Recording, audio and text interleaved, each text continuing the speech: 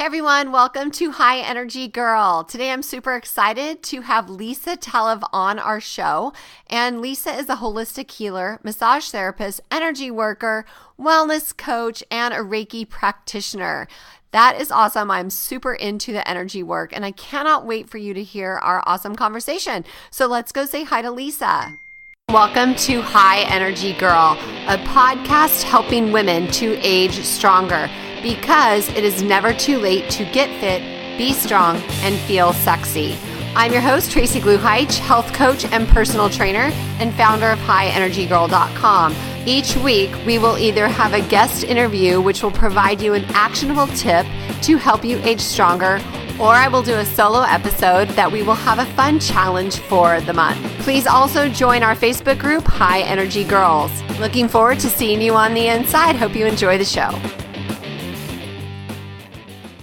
If there is a way that you could literally turn back the hands of time, have a better mood, more energy, libido, greater muscle tone, improved memory, healthier hair, skin, nails, I know I want healthier skin, lose the chicken neck, better joint flexibility and mobility, some fat loss, especially around the midsection, increased strength and bone density without having to swallow a bunch of pills. If there was a way that you could have all these benefits, would you want to know about it? Well, the answer is here. We have the only FDA-registered transdermal, over-the-counter human growth hormone product. To check out some juicy details, head on over to highenergygel.com. Hey, Lisa, thanks so much for coming on the show today. Thanks for inviting me. Yeah, I'm excited. You're such a doll, and I can't wait for our listeners to get to know you better. So why don't you tell us a little bit about yourself? Sure. So I am 43. I've been a massage therapist for 20 years, a Reiki healer for about 8, and I've been a self-care coach, wellness coach, weight loss coach since 2011. And my business is called Inspired Wellness Tucson. So in Tucson is where my private practice is. I do massage, and then I work with coaching clients all across the U.S., and I work almost exclusively with women. Oh, perfect, because that's who our listeners are. Yay! So what's your big, thing? How did you get to where you're at, and then what message do you have? What have you learned along the way? Yeah, so I have a pretty intense story, but I'll give you just the really quick bullet points of what got me to where I am. I did do a lot of massage and stuff for my family growing up, my parents, my grandma. It was just sort of something we did. And then randomly, separate from that, I did have a lot of chronic illness as a child, chronic illness, chronic pain. I was on way too many antibiotics from age 2 to 17, so it really destroyed my health, my immune system. And then I had a severe car accident in 95 where I was hit by a tractor trailer and had a 4-time sideways impact of my head hitting the window frame. So I got a lot of damage in my neck and some head injury. And that kind of pushed me down the road of massage and wellness. It's one of those catalysts where I was in a lot of pain and I was looking for alternatives to just popping a pill. And so I got into getting chiropractic and massage. That led me to going to massage school, which just felt like a coming home to my heart and soul. Aww. It felt like absolutely where I should be. And then from there, I started learning more and more about self-care, nutrition, all of the back-end stuff, because you can go and get a massage and feel great. But then if you're going to turn around and eat junk food and drink Coke and stuff like that, you're going to be feeling terrible in no time. So, but then over time, so I seem to be on this wonderful path to wellness and my health is getting better and all these improvements. And then in my 30s, I was hit suddenly with my father dying. A month after that, I inherited care of my mom who had Alzheimer's. And by the way, she was my best friend growing up. So that was pretty intense. I brought her, moved her to Texas where I was living at the time and was really involved in her care for 8.5 years. Very slow goodbye before she passed. And in that time, I was starting my business, got married, got divorced. So it was just a really intense period of stress where everything that I knew for self-care it stopped being something I should do or something I enjoy doing. And it started becoming something that was absolutely mandatory so that I could function, so that I could run my business, be present for my mom, be present for my clients. And so it just became this almost religion for me of eating right and sleeping enough, doing yoga, meditating, tapping, doing all sorts of different self-care. And so as a result, in my private practice, both with massage and with coaching, everything that I do for my clients or teach to my clients are specific things, specific techniques or rituals that I've found super, super helpful in my own recoveries. They're things that I know work wonders for myself and for previous clients. So I love sharing the work with other people because you can pretty much predict people are going to make really wonderful progress in healing using all the different modalities that I use. That is right up my alley. I'm so excited to hear you say that. And so now I want to break that down because a lot of places, especially where I live in Silicon Valley in California, and I call it busy land. Yes. And, I grew up in DC, so I can relate to the rat race and that ethic of I should always be crazy busy all the time. Yeah, it's definitely workaholic. Yeah, it's hard to change that, So I'm studying Chinese medicine. I want to talk to you about the Reiki. Yeah. But I'm doing, what is it called? Bioenergetics and also Qigong. Love Qigong. I became a Qigong instructor too during that time. I studied it. So I absolutely love Qigong. I'm so happy to see it going more mainstream. Like where I live in Tucson, I know a couple of Qigong instructors. I've seen different ads. All the retirement communities around here host Qigong classes. So it makes me super excited to watch Qigong hopefully go as mainstream as yoga in a few years. It feels like it's moving in that direction. Well, I don't know enough about it yet because I'm really new to that, but I am practicing every morning. Awesome. I mean, the way I think of Qigong is that you get to plug straight into source energy and feed yourself pure energy. And you don't have to go through food. You don't have to go through anything else. It's just you plug straight into source and your nervous system is fed. So it's one of the most incredible tools for people getting over overeating or any addiction. Like adding in Qigong is incredibly supportive to the nervous system. So I'm excited for you that you get to learn it. It's neat stuff. And I'm not an expert by any means. I did some intensive courses and I learned to be an instructor, not so much because I teach a lot, but because I knew if I learned it well enough to teach it, I would really have it and I would memorize it and then I could just access it any time instead of just going to a workshop and then going, oh, how do you do it again? Oh, yeah. Yeah, I could always learn more. So you're going to learn a bunch. It's exciting stuff. So what is the difference between Reiki, Qigong, and Tai Chi? Yeah, so Tai Chi is a form of Qigong. And Qigong means energy practice or energy discipline. So it's sort of like with meditation, you have a practice and you're building energy. You're learning how to quickly tap into source energy, build it in your system and sort of brighten your own light, if that makes sense. Uh-huh. There is medical Qigong, which is pretty similar to Reiki. I haven't studied it specifically, so I can't talk to all the little details and similarities. But with Reiki, what I love about it is that you're addressing the energy body, like the energy field that comes off of all of us. That 3-foot bubble around you that if you're at the grocery store and someone's standing way too close to you, you're like, dude, get off of me. And they're not touching you, but they're in your space. So when you do Qigong and Reiki and things like that, you're working within that bubble, within your energy field. And if you think about, going through the day, for most of us living in modern day America, really modern day the world, going through the course of a day, we can accumulate different stressors and we're sort of carrying them with us unconsciously just in our energy field, right? Like if you walk into a room and there's been an argument, there's like a tense energy in the room. Yeah.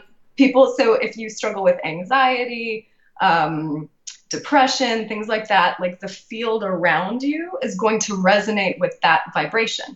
And so it can be difficult to change states. If you've been depressed, if you've been angry or been anxious, it can be really hard where you're like, okay, I know I'm capable of feeling joy. I know I'm capable of feeling love, but I can't quite reach it right now, right? Because you're stuck in this bubble of tension that keeps recycling itself. So with Reiki, you're going into either your own bubble or someone else's and clearing it.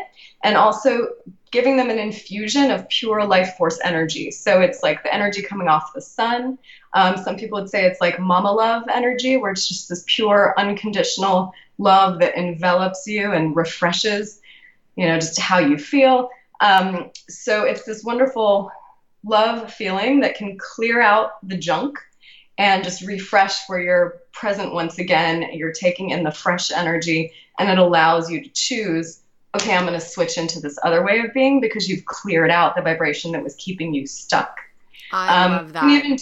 And you can do distance healing too with Reiki, which is really interesting. But I've done it a few times with like a friend living in Seattle, a client living in Delaware, things like that, where we're not in the same room. I can't touch them, but you can send energy in particular ways, clear it, and the people receiving actually feel it and benefit. So that's a really neat part of Reiki. But I love it for self-care. Like anyone who is going through a really intense situation, whether it's like work stress, you're a grad student, whatever, thing where you feel like I don't have time to do all the things that make me feel better, but I need some practice to keep myself balanced. Like that can be a wonderful thing to get initiated, do like your first attunement. When you do your first Reiki attunement, you're not really qualified to work on anyone else, but it's perfect to practice on yourself and practice on your pets. And you can get great benefit. So even just becoming Reiki certified just for your own self-care can be really helpful if you're going through a difficult time. That's what I'm doing right now. I'm learning about, I'm doing the Reiki thing and the Qigong thing.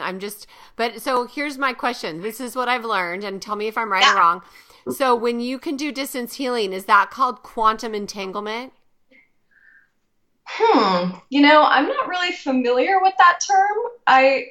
It makes kind of intuitive sense to me hearing you say it, but the word entanglement, I'm not sure. So Google it when you have time. There's a term called quantum entanglement, but it's a way they've actually... Huh? The entanglement part is just what kind of makes me scratch my head, because I'm like, well, I would think the word entanglement isn't as pure as like with Reiki. It's more about clearing and purifying and releasing and infusing fresh light, where I'm like, entanglement. So I'll have to look into that a little more. That is the physics terminology, and HeartMath Institute has actually measured brainwaves of people looking at a loved one's photo and sending love to them, and they can measure the brainwaves of the person in the photo that they are receiving it. Gotcha. Yeah. And HeartMath is really amazing stuff. So that's cool. Knowing it's a physics term makes it better. Because I'm like, ooh, in regular vocabulary, entanglement has a lot of negative connotations, but that makes a lot of sense from the more science-y perspective. Yeah, I've got a very big science mind. And so all my bioenergetic stuff is based on physics and quantum physics and subatomic particles and energy fields. And it's really intense. Yeah. But it's cool. Okay, so we totally went down a rabbit trail there. So talk about, I love the whole topic of self-care. And I really know, even now, still today, I'm really working on the yin side of my life because I am so dominantly yang. And so when you're working with people and you want them to, do some self-care, what are the top 3 things that you teach them? So one of them is self-massage. That's a really big one, especially too for women. There's a lot of negative programming that we receive just from society about it's not okay to touch yourself, or it's weird, or you should feel guilty or whatever. I'm a big proponent in pleasure being a basic food group, and also on self-soothing. So a lot of the time in our culture, we learn self-soothing as hey, shut up the crying baby inside yourself, pop a piece of candy, eat a cookie, drink some, where you're pushing your feelings down and just numbing yourself and call that soothing, when really you're just muzzling a crying baby is how I see it. But you're not really addressing a need that's being expressed by the emotional state. So my dad taught me when I was a kid, when you come home from school, you walk in the house, wash your hands, go to the kitchen and eat.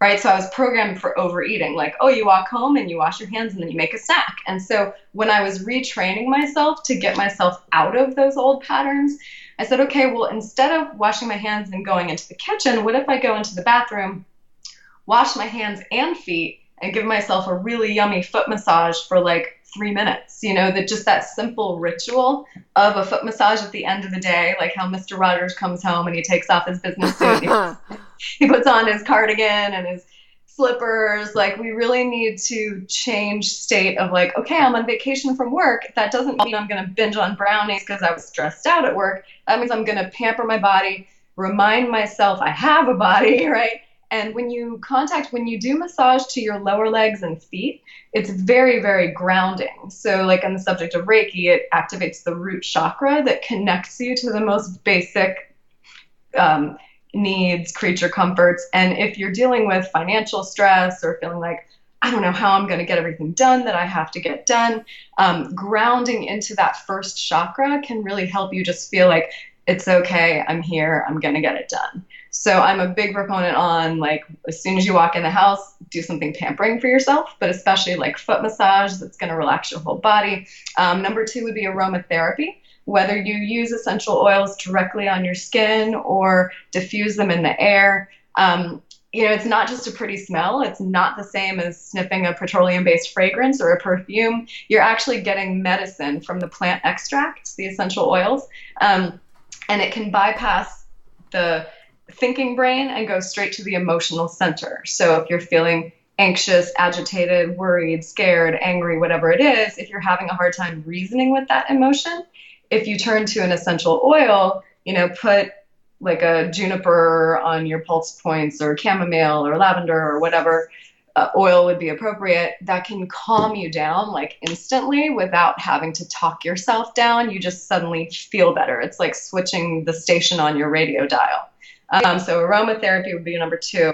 And exercise as a form of stress relief. I cannot stress the importance of that enough, because how many of us think that exercise is yet another thing that we should do? We add it to our chore list, and then it becomes this thing we feel guilty about because we didn't do it, right? Well, in my world, exercise is something I reach for, like a thirsty person reaching for water when I feel stressed, right? That exercise is the most effective antidepressant, anti-anxiety medication. And this is coming, like, I grew up taking like antidepressants and anti-anxiety, and we tried all these different things. It didn't work. And once I discovered exercise, yoga, cardio, weightlifting, things like that, my nervous system went, oh my God, this is my antidepressant. This is my real anti-anxiety medicine.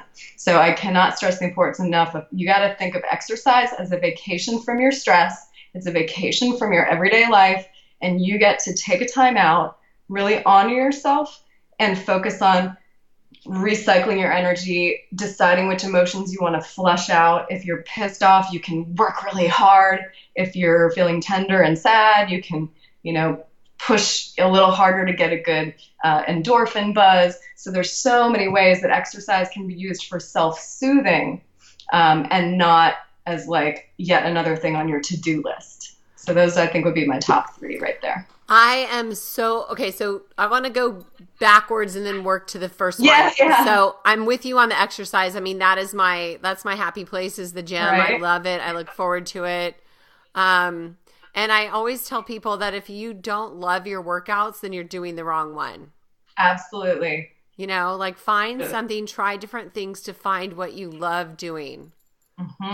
Yeah, what works for someone else is not what works for you. Like with my coaching clients, I don't necessarily say, here's what worked for me, therefore that's what you should do. Like, well, no, I'm really introverted. So my little slice of heaven is like putting my headphones on, saying F you to the world, closing my eyes, and being in my own little bubble where I just feel everything. I feel emotions come up. I can do a negativity flush where if I'm pissed off, I can do like a HIIT training where I'm going to pedal on the bike as hard as I can for like a minute or 2 straight until I'm exhausted, and it kind of burns the anger out of me.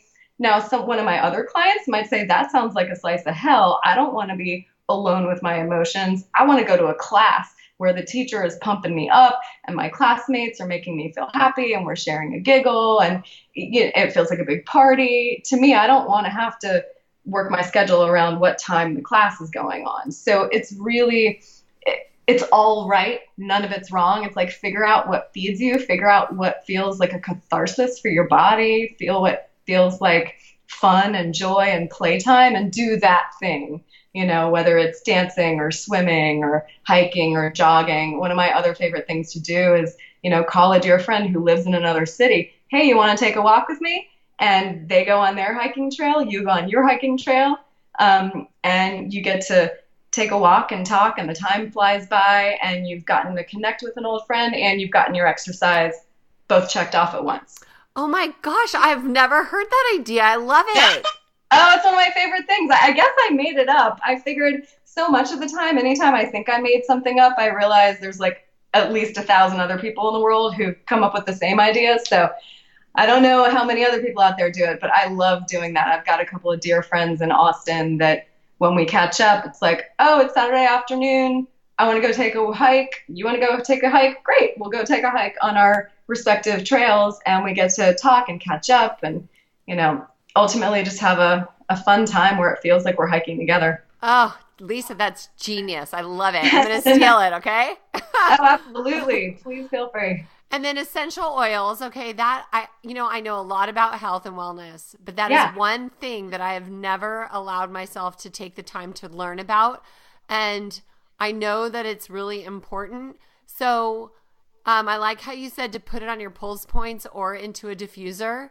When you use a diffuser, how many drops of essential oils do you put in? And then also, what brand do you like?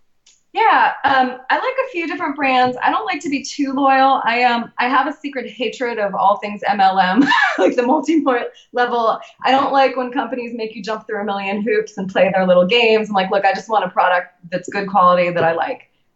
So I really try not to be too blindly loyal to any particular brand. But there are definitely quality differences. I definitely would recommend something like doTERRA Young Living versus like the Now brand at the health food store. I use some of the Now oils, but they are inferior quality. Like if you smell the Now oil, and I just use that as one of many examples of like grocery store essential oils. Okay. There's almost a waxy smell to it. Like it smells like it's been diluted or something. It's not as pure. A lot of the time I'll find like 1 drop of Young Living or doTERRA would be like 3 drops of Now. So while the sticker price is cheaper for a bottle of an inferior brand, you're going to end up going through it faster. So it may not be cheaper in the long run than using like 1 drop of a really concentrated brand. Okay. Yeah. And sorry, I forget the question about the drops. In a lot of diffusers, you want to go with like 6 drops. There are some diffusers where it has a larger reservoir for the water. Like it may go up to 8 hours of diffusing. And in some of those, you want to put like 10 drops. But a lot of the time, you just look at the directions on your diffuser and it'll say what the recommended dosage is. So you don't have to worry that you don't know enough to do it right. Like you should get directions that come with your diffuser. And also the nice thing with essential oils, there is a lot of kind of learning by trial and error. You may read in guidebooks. I strongly recommend getting some guidebooks to essential oils. There are lots of them out there. But, a lot of the time too, it's paying attention to how does it make you feel? Like, for example, I used to hate lavender. My mom loved lavender oil. And anytime she had it on her and she would come to like kiss me goodbye, I would go, oh my God, get away from me. And I would have like a headache.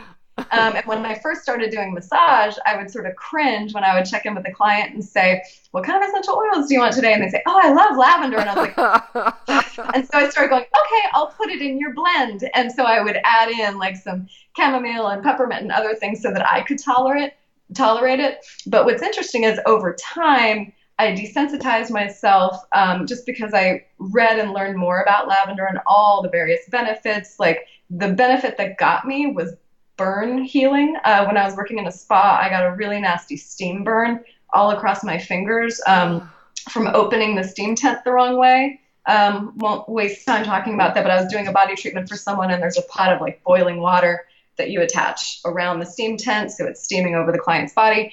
And I just moved it a little bit wrong and it scorched the top of my hand, all my fingers. I was using a regular burn cream. It wasn't helping. My fingers were on fire. And a friend of mine who did facials and stuff, an esthetician, said, put straight lavender on there right now. And I was thinking it would burn. I put it on and it just took the fire out of it. It calmed it down, it made it feel better, and it helps your skin heal faster. So once I started learning about lavender as like a first aid for cuts and burns and even pimples, stuff like that, I started respecting it more, and that made me kind of like it more. And now I use it all the time, and it doesn't give me a headache. So, but it's one of those things, like I hate ylang ylang. Some people love it. I know it's supposed to make you feel like sexy and sensual. For me, it gives me a headache, and it smells like really strong old lady perfume to me. So, just because something is indicated for something that sounds like it would be good for you, if you smell it and it makes you cringe and you have a headache, like, don't use it. Use something else. So there's more than one oil. Like if a client now, I integrate aromatherapy as just a standard part of all my massages. And so if a client says, well, I want to feel relaxed, I'm like, okay, I can give you like a long list of oils that can make you feel relaxed. Like what scent of family do you want to go with? So you can go with relaxing citrus or relaxing floral or relaxing herbal or spice. So there's all sorts of different ways to go. And what I love about that is that there's an essential oil for everyone. Even some clients I have who are very, very sensitive to fragrance, they tell me when I initially meet them, I don't want any aromatherapy. I'm like, okay, it's your session. Well, over time they might discover, oh, I really like eucalyptus on my sinus points when I turn over, or they can handle like a nice purifying juniper. It's not a strong perfume. It's a very clean and clear woodsy smell. It actually kind of smells like gin. Smells very pure and like astringent. And so some people would really feel refreshed smelling that, where they might think like a lavender or peppermint is just way too strong. Mm-hmm. So everyone can find some sort of essential oil that's going to resonate with their body and make them feel better. I think that's a good idea. I think I'll look at all the oils I have and I'll Google up like uses for them.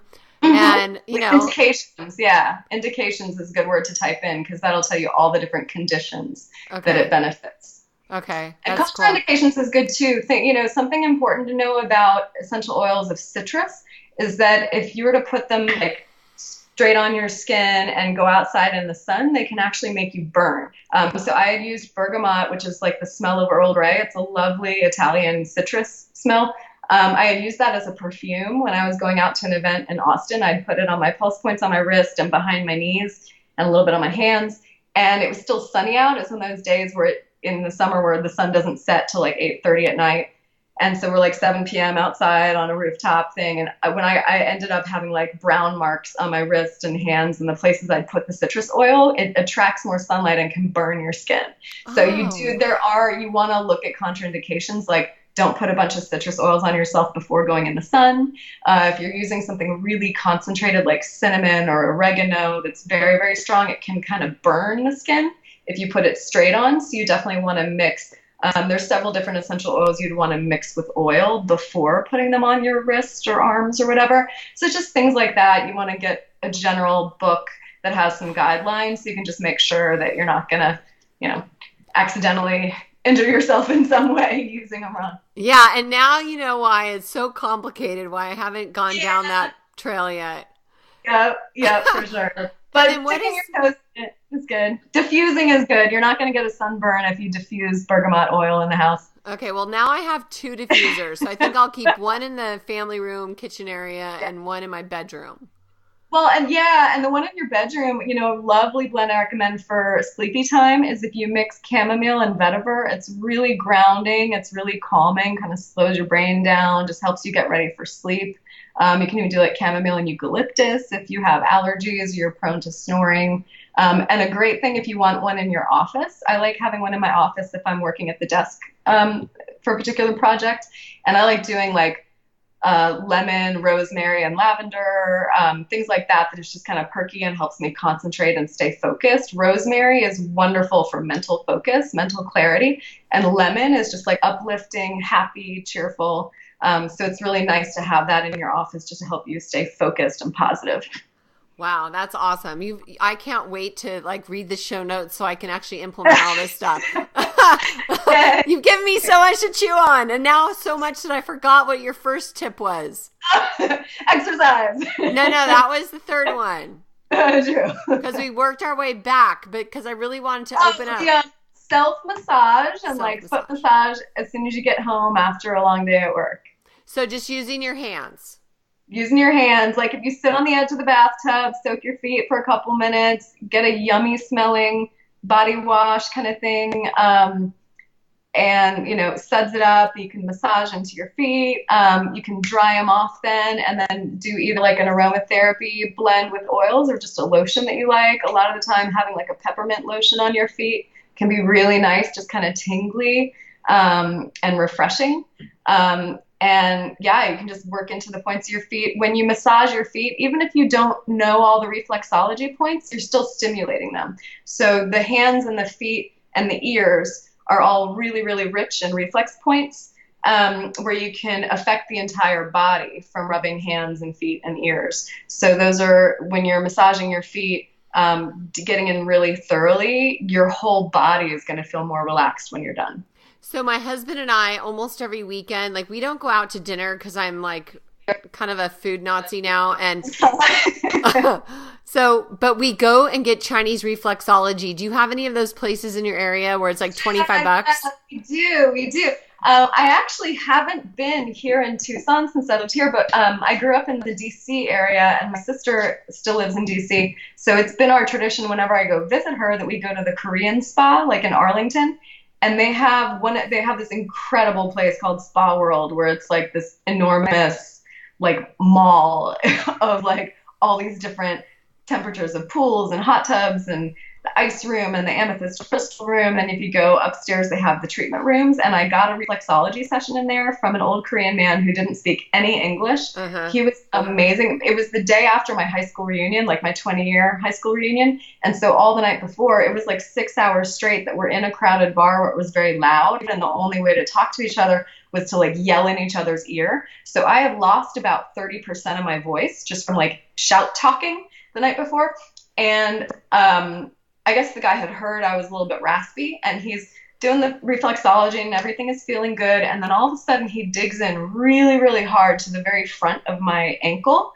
And I just start going, it was like too much. Oh my God. And he just gave me the cutest little smile, and he pointed at his throat and kind of tapped it a couple times. And as he was doing that, I felt this huge release in my throat. I got my voice back. I got my voice 100% back. I was like, okay, I'm a believer. Oh my gosh, I love it.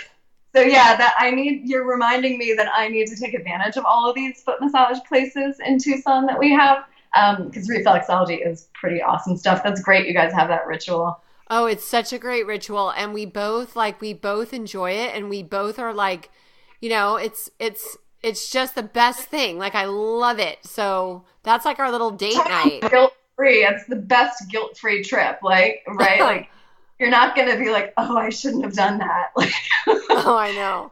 There's no part of that you want to regret later. Yeah, nobody regrets that for sure. Okay, so are you ready for the speed round so we can get to know you a little bit? You've given us lots of juicy nuggets to take home. So, okay, what is your favorite accomplishment? So this is funny. Before starting my career in wellness and massage, I was a singer-songwriter.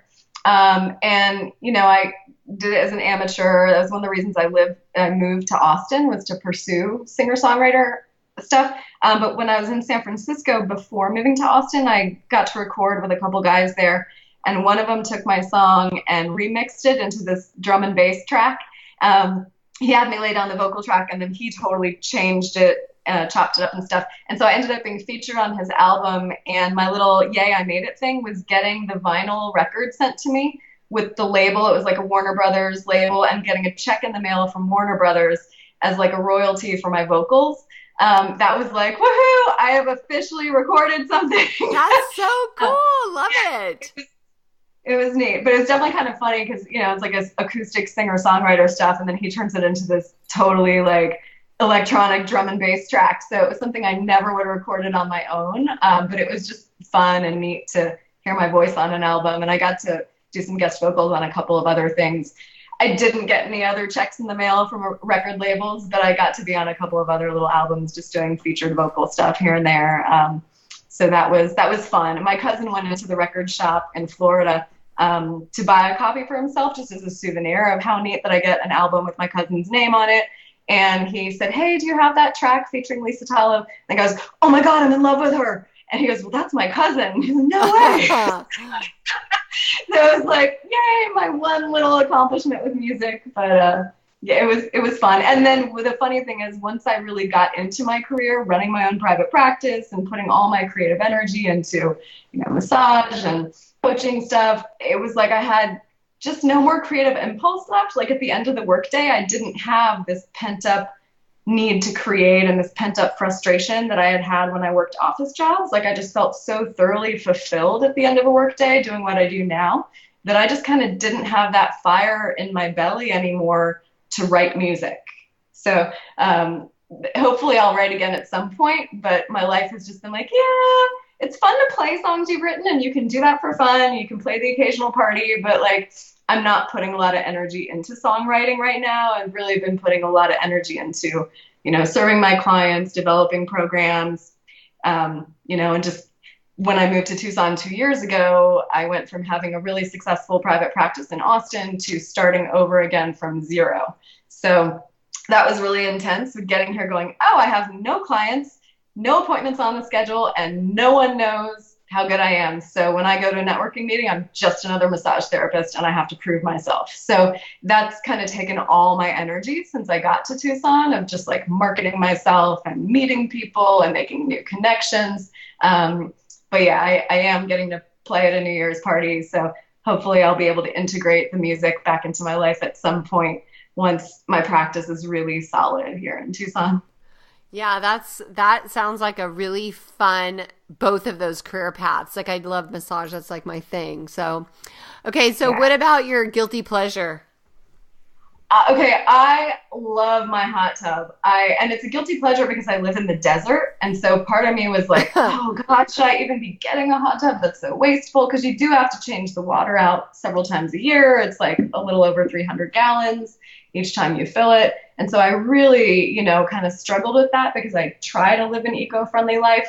And then I realized, there's so many just a lot of old health conditions that I still manage, and I need something really reliable that's very soothing and calming for my nervous system. So I feel like I would probably just waste a bunch of water anyway, taking a bunch of baths. So instead of taking epic baths in my bathtub, I take epic soaks in the hot tub. But I love, often I'll start the day in there, finish the day in there, and it's just such a luxury. It's such a treat, and it's like, it does for me what eating a bunch of ice cream used to do for me when I was a kid. It just feels like this total release and I can just luxuriate in the pleasure of it. So even though I feel guilty for wasting the water, it's also not totally a waste because I get so much value out of it. I even do meditation in there, and I do a lot of, it does a lot for me to have my hot tub.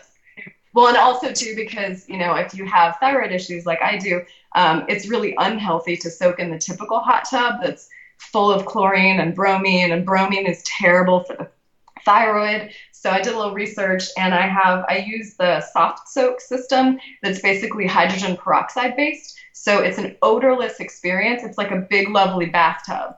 It doesn't smell like a hot tub. So I'm not soaking in toxic chemicals. I'm soaking in like peroxide sterilized water.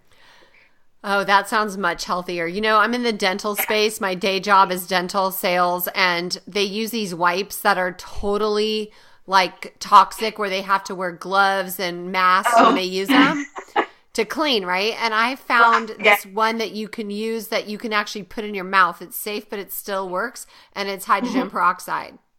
Oh, there you go. Yeah. So that makes sense. So I'm going to segue a minute, and I'm sorry to do this, but you have Hashimoto's. Have you gotten tested for food sensitivities?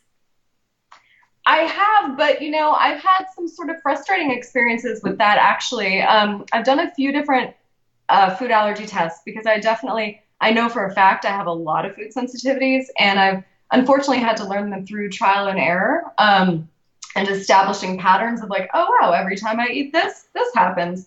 But when I did the blood test, it was sort of misleading. There were several foods on there that I felt don't cause any problems, and they lit up. And there were other foods that they marked as safe foods that I was saying, I know for a fact if I eat that within 2 days, I'm going to be horribly sick. And it's marked as a safe food. So I don't put a lot of faith in blood tests for food allergies. You can do a stool test.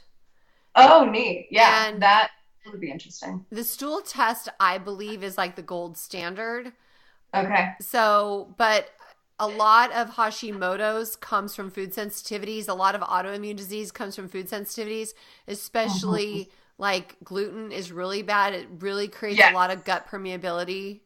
Yes. And I have an interesting story of gluten. So I grew up my dad was Bulgarian, and my mom was American, but she was really into all things Eastern European. So we grew up, my dad's ethic was that it's not a meal without bread.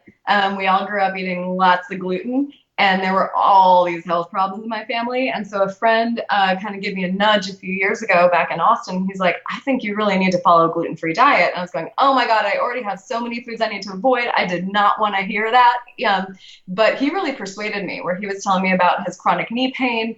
And when he stopped eating gluten, that went away completely. And I was having wrist pain, which of course I'm sure you could imagine as a massage therapist is kind of terrifying. I was Yeah. like in my 30s, hoping to work well into my 60s doing massage. And in my 30s, I was getting debilitating wrist pain. By the second massage of the day, my wrist was tapped out. I'm like, how am I going to continue to pay my bills doing this? And so, my friend had said, give the gluten-free thing a try. If it doesn't do anything for you, you go back to eating it. And it was amazing to see my wrist pain went away from gluten. And the other thing that was incredible to me, I had struggled with acne. And even I was vegan for many years. And I was always so embarrassed. I felt like I'm doing everything right. I'm so conscientious. I'm making all these healthy food choices. And yet my face was a disaster. It would get itchy. It was like for every one pimple that would heal, two more would pop up. I was in a constant cycle of acne, new pimples, new pimples. And I mean, I was at my ideal weight, my body looked great, and my skin was freaking out. And when I got rid of the gluten for the sake of my wrist pain, my skin cleared up. And I've Wow. discovered, after kind of playing with reintroducing this and that and taking it away, I discovered gluten plus soy for me was a recipe for acne. And when I got rid of the gluten and the soy, my skin has been beautiful and clear, and I've had no issues with acne. So Yeah, it's that makes the sense. power of diet is amazing. I mean, I was going, am I going to be 50 and still have pimples? I felt like I was well into my 30s, still having acne. And it's such a great feeling now I can wear no makeup if I want and just have moisturizer on. Like, I felt so self-conscious before. I couldn't leave the house without makeup and cover up because of all my scabs and my scars and Aw. my lumps and bumps. And so it's been wonderful just for my confidence and my sense of being comfortable in my own skin to have like clear, healthy skin that I don't have to worry about. And I don't have to buy all these special products for it. So, yeah, the power of diet is so much more powerful than any topical thing you can put on top of your skin. Oh, yeah. And the whole gluten thing, so many people think it's just this fad and it's whatever. Right? Yep. There's But a lot of doctors out there, still doctors, of course, who don't have proper nutritional training. Some doctors do, but a lot of them don't get more than like half a day in med school. And I've heard from clients saying, oh, yeah, my doctor who doesn't really believe in nutrition said the gluten-free diets are a fad. Like, okay, you might want to talk to a doctor who has training in nutrition because they would tell you otherwise. yeah, I know. And I've been studying nutrition for 11 years, and I'll tell you, I'm the only one in my whole family that is gluten free. They all think I'm a freak. Right? They're like, oh yeah, this is another phase, something else she's trying. She'll get over it. She'll be eating bread with us next year. And you're like, no, you have no idea. I know. Well, I think they know now because it's been a while. But Right? I'm also fairly mostly dairy free, but I think I'm going to bring a little bit of that back.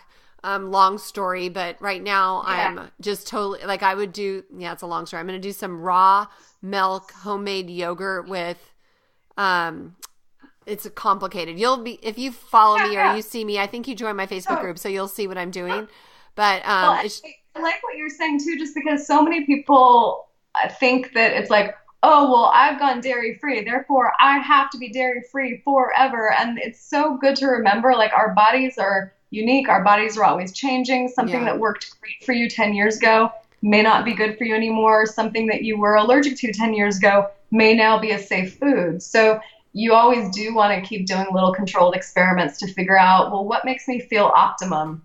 Uh-huh. What makes me feel even better? And one of my old friends who's a life coach, one of her favorite quotes that she would always say is, well, she had a few, and one of them was, how does it get better than this? That she's always looking for, how do things get even better than this? Whether it's bad, whether it's good, that you can always recalibrate. So you're not kind of like waiting for the other shoe to drop of like, things have been really good lately. What bad thing is going to happen? She said, no, things have been really great lately. And how does it get even better than this? I love it.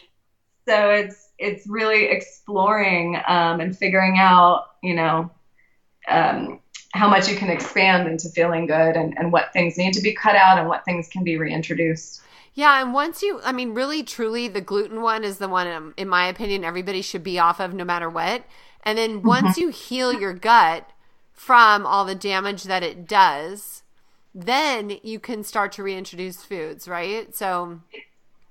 Yeah. You don't want to reintroduce too quickly because you'll end up having a lot of flare-ups. That is something I've struggled with, for a lot of people who have Hashimoto's, it's not just that food sensitivities can contribute, but having chronic infections, anything that your body's been fighting for a long time, can just weaken your entire immune system and weaken the body and get to where the thyroid can get confused. Like after I had that really bad car accident, the Epstein-Barr virus that had been in my system since I'd had mono a few years before that, it ended up really flaring up into a really nasty chronic condition. And so chronic Epstein-Barr over time attacks the thyroid and leads to Hashimoto's. And of course, in addition to all the food triggers, the number one trigger is stress, of course. So, that really brings it back into like why I do everything I do. There's so much that it all comes from a foundation of managing stress, relieving stress,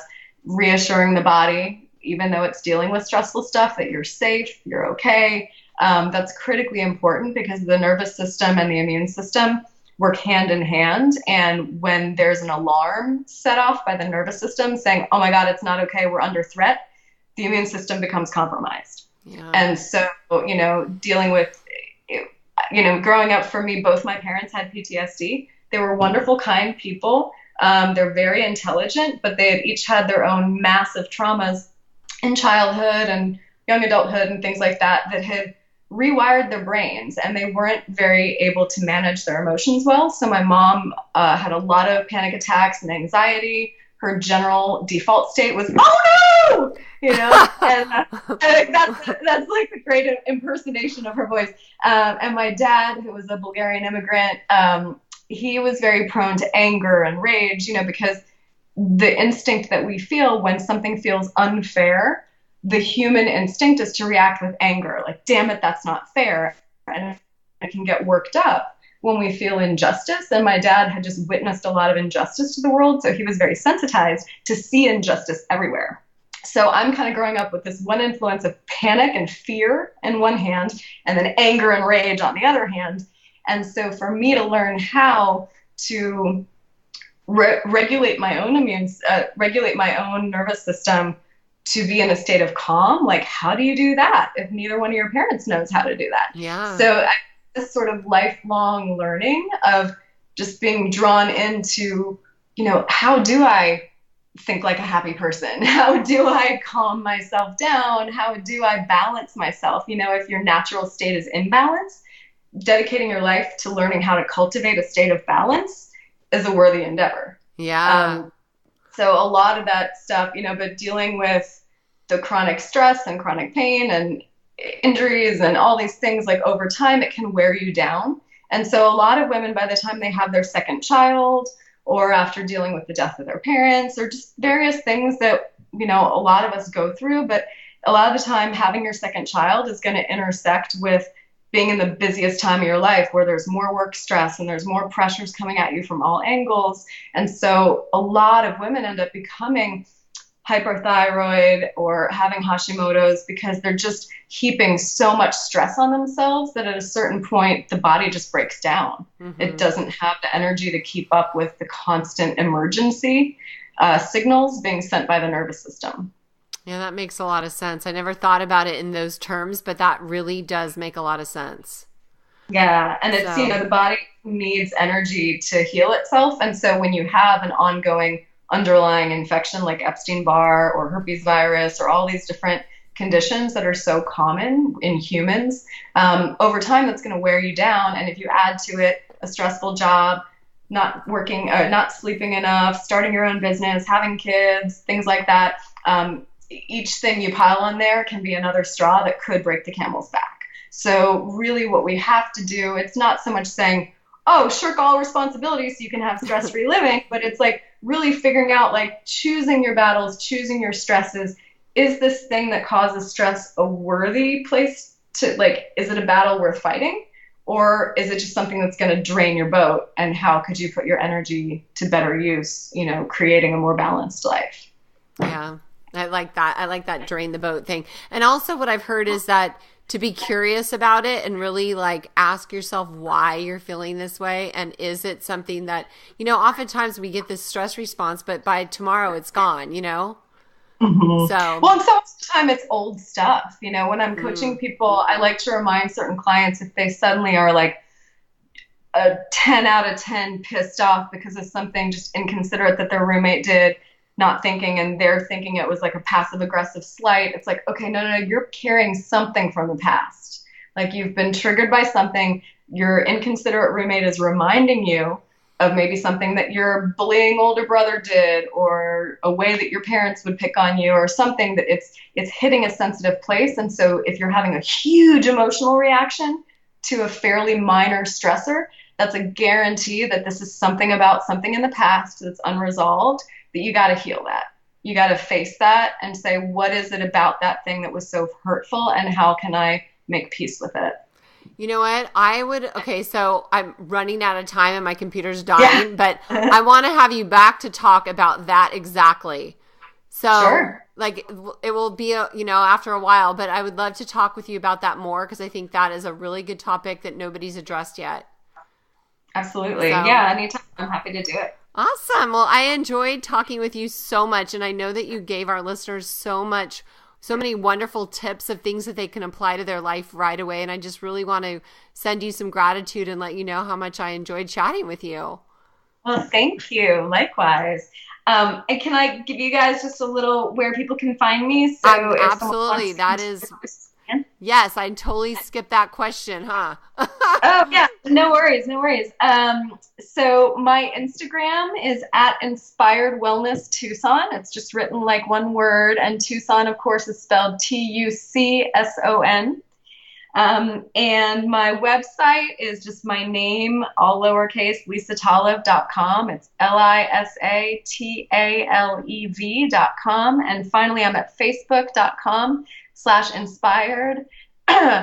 I believe it's inspired.wellness.tucson, I think. But if you search Inspired Wellness Tucson on Facebook, you will find me. My logo is like a circle with a pink circle with hands and cherry blossoms and stuff. So if you find that logo, you're in the right place. And we will definitely have all those links on the show notes so that we can make sure that they get it right. Great. And your cute little pictures. Yay. Awesome. Thank you so much, Tracy. Hey, sweetie. Thank you so much. Have a super evening, and I will be in touch. You too. Okay, babe. Bye.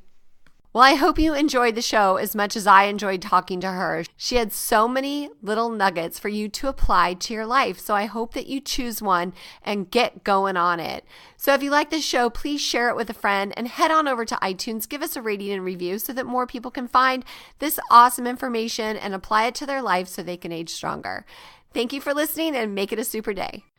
This podcast contains the opinion and thoughts of its host and guests. It is intended to provide helpful and informative material on the subjects covered. All statements made on the podcast have not been evaluated by the FDA and are not intended to diagnose, treat, cure, or prevent disease. If the listener requires professional assistance or advice, please contact your personal medical doctor. Both host and guest specifically disclaim any responsibility for any liability, loss, or risk, personal or otherwise, which is incurred as a consequence directly or indirectly of the use and application of any of the contents of these episodes. Like I said, this is my opinion, and I could be wrong.